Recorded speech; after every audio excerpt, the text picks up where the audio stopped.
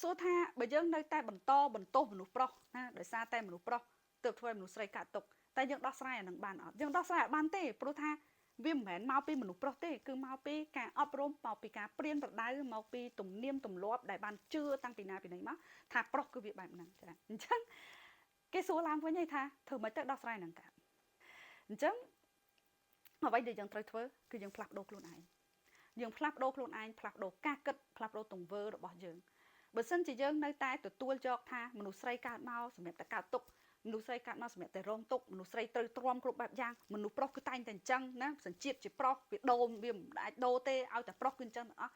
ទាំងអស់នេះបើសិនជាយើងនៅតែរក្សាការគិតបែបនេះការយល់ឃើញបែបនេះណាគឺយើងនៅតែស្ថិតនៅក្នុងស្ថានភាពហ្នឹងដដែល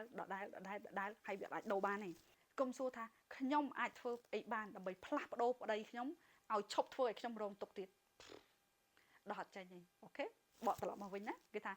ខ្ញុំខ្លួនឯងអាចធ្វើអីបានដើម្បីផ្លាស់ប្ដូរជីវិតរបស់ខ្ញុំឲ្យខ្ញុំទទួលបានជីវិតមួយដូចដែលខ្ញុំចង់បាននេះគឺជារឿងដែលត្រូវធ្វើ